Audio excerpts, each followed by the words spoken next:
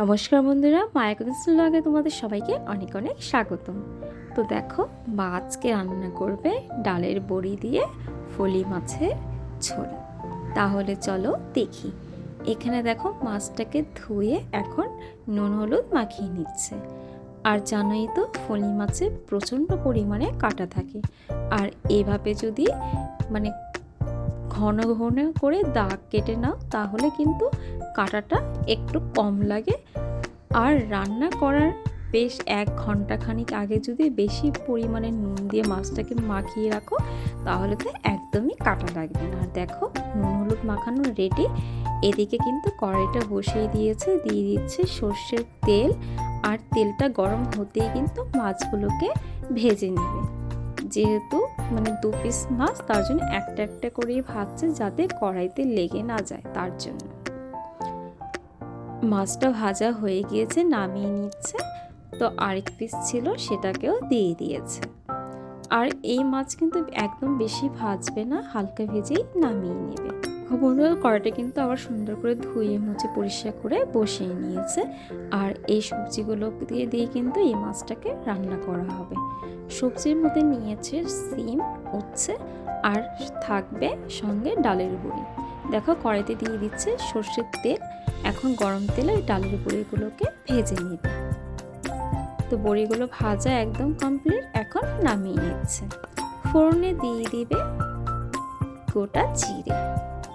তোমরা জিরের জায়গায় কালো জিরেও ব্যবহার করতে পারো। তো দেখো, দিয়ে দিচ্ছে উচ্ছেগুলো।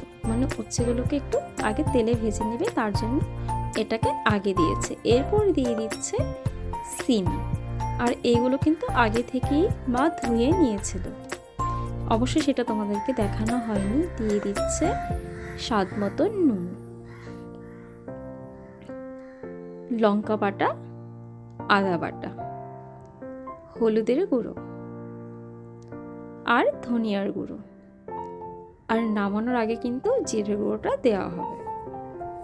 তো দেখো, সব মশলা দিয়ে ভালো করে তেলে ভেজে নিতে হবে, না হলে যে একটা কাঁচা যে গন্ধ থাকে সেটা কিন্তু থেকে যাবে। তার জন্য দেখো, তেলে ভেজে এরপর দিয়ে দিয়েছে জল। তো সামান্য একটু জল দিয়ে কিন্তু এগুলোকে কষিয়ে নেবে। যখন কষানো হয়ে যাবে, এরপর মাছগুলো দিয়েও কিন্তু একটু কষিয়ে নিতে হবে, তাহলে কিন্তু খেতে আরও দারুণ হবে। দেখো বন্ধুরা, কষানো হয়ে গিয়েছে, তার জন্য দিয়ে দিচ্ছে পরিমাণ মতো জল, ঝোল। তো তোমরা যেরকম পরিমাণে ঝোল খাবে সেরকম পরিমাণেই জলটা দিয়ে দিবে। তো ঝোলটাকে কিছুক্ষণের জন্য ফুটিয়ে এরপর দিয়ে দিচ্ছে ভেজে রাখা বড়ি। আর সবশেষে দিয়ে দিয়েছে জিরের গুঁড়ো। বলেছিলাম না, জিরের গুঁড়োটা নামানোর আগে দেওয়া হবে। তো দিয়ে দিয়েছে এখন।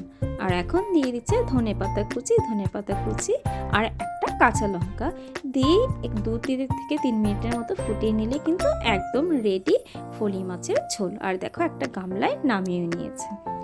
আজকে এই রেসিপিটি কেমন লাগলো অবশ্যই কমেন্টে জানাবে। যদি ভালো লেগে থাকে, লাইক, কমেন্ট, শেয়ার করে সাবস্ক্রাইব করে আমাদের পাশে থাকবে।